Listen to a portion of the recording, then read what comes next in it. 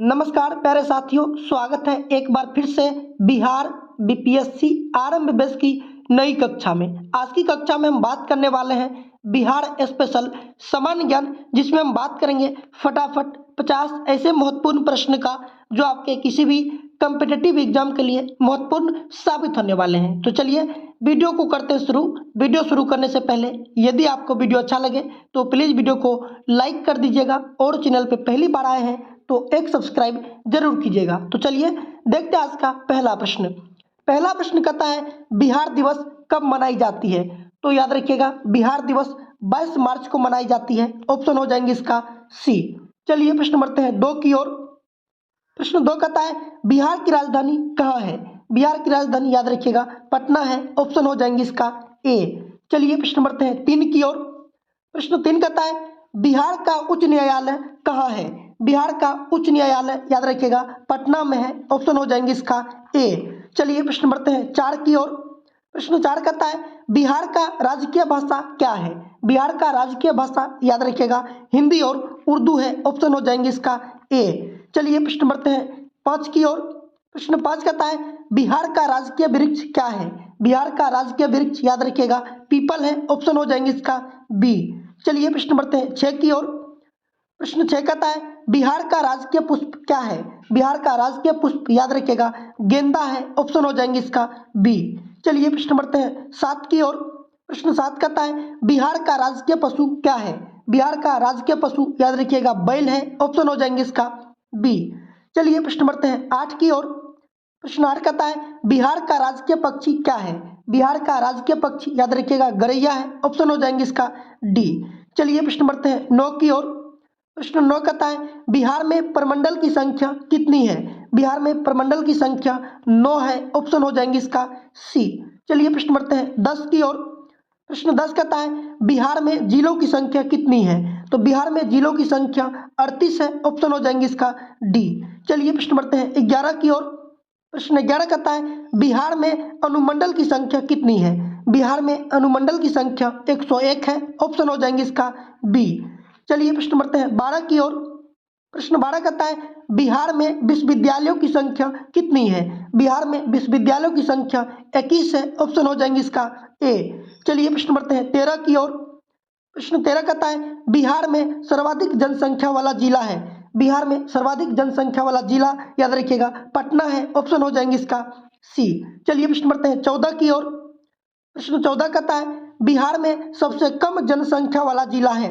सबसे कम जनसंख्या वाला जिला शेखपुरा है। ऑप्शन हो जाएंगे इसका बी।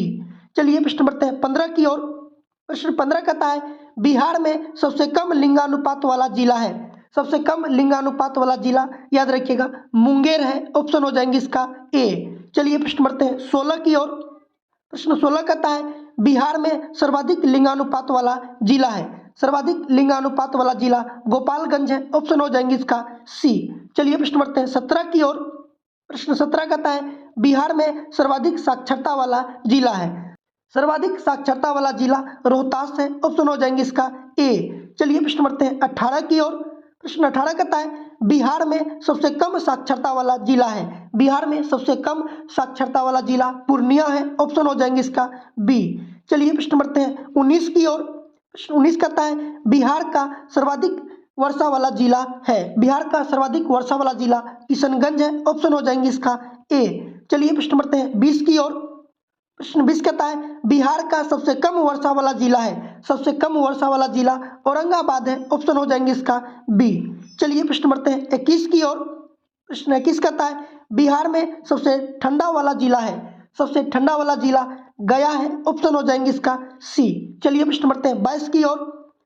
प्रश्न 22 कहता है बिहार का सबसे बड़ा नगर है? बिहार का सबसे बड़ा नगर पटना है। ऑप्शन हो जाएंगे इसका डी। चलिए प्रश्न बढ़ते हैं 23 की ओर।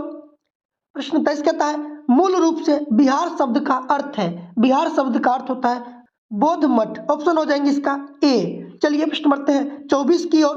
प्रश्न 24 कहता है बिहार में नमक सत्याग्रह आरंभ हुआ? बिहार में नमक सत्याग्रह याद रखिएगा 15 अप्रैल 1930 ईस्वी को हुआ था। ऑप्शन हो जाएंगे इसका सी। चलिए प्रश्न बढ़ते हैं 25 की ओर। प्रश्न 25 कहता है बिहार का पृथक प्रांत के रूप में गठन की मांग प्रस्तुत की गई? बिहार का पृथक प्रांत के रूप में मांग जो है याद रखिएगा 1906 ईस्वी में हुआ था। ऑप्शन हो जाएंगे इसका बी। चलिए प्रश्न बढ़ते हैं 26 की ओर। प्रश्न 26 कहता है बिहार का मुगल साम्राज्य के पतन के रूप में गठन हुआ। तो याद रखिएगा मुगल साम्राज्य के पतन के रूप में बिहार जो है 1580 ईस्वी में हुआ था। ऑप्शन हो जाएंगे इसका सी। चलिए प्रश्न बढ़ते हैं 27 की ओर। प्रश्न 27 कहता है बिहार विधानसभा में वर्तमान में कितने सदस्य हैं। बिहार विधानसभा में वर्तमान में याद रखिएगा 243 सदस्य हैं। ऑप्शन हो जाएंगे इसका बी। चलिए प्रश्न बढ़ते हैं 28 की ओर।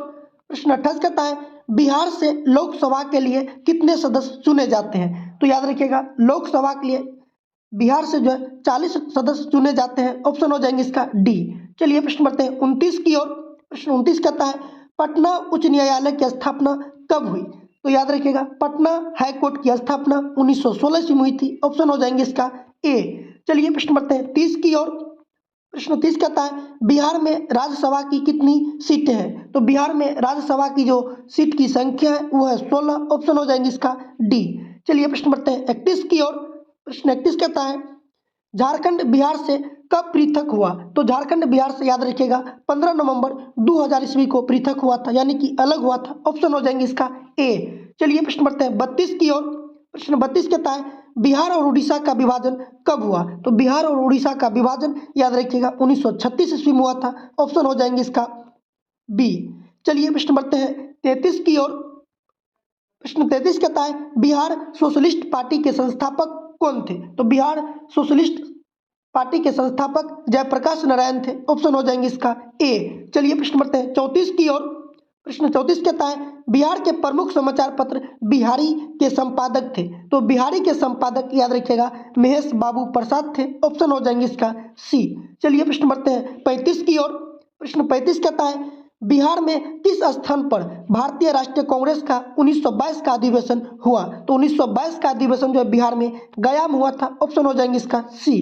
चलिए प्रश्न बढ़ते हैं 36 की ओर। प्रश्न 36 कहता है बिहार में किसान सभा की स्थापना किसके द्वारा की गई। तो बिहार में किसान सभा की स्थापना सहजानंद सरस्वती के द्वारा की गई थी। ऑप्शन हो जाएंगे इसका ए। चलिए प्रश्न बढ़ते हैं 37 की ओर।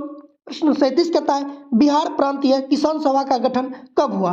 तो बिहार प्रांतीय किसान सभा का गठन मार्च 1929 को हुआ था। ऑप्शन हो जाएंगे इसका सी। चलिए प्रश्न बढ़ते हैं 38 की ओर।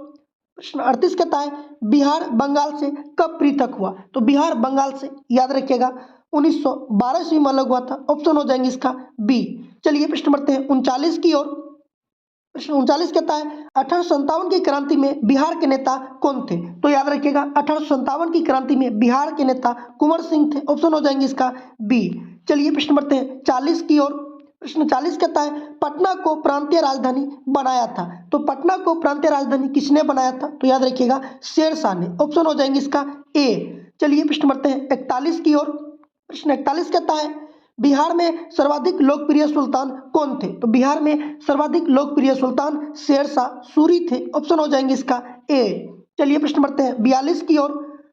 प्रश्न 42 कहता है नालंदा विश्वविद्यालय का वैभव किसके हाथों नष्ट हुआ। तो नालंदा विश्वविद्यालय का जो वैभव था वो बख्तियार खिलजी के हाथों नष्ट हुआ था। ऑप्शन हो जाएंगे इसका ए। और नालंदा विश्वविद्यालय के संस्थापक याद रखिएगा कुमार गुप्त थे। चलिए प्रश्न बढ़ते हैं 43 की ओर।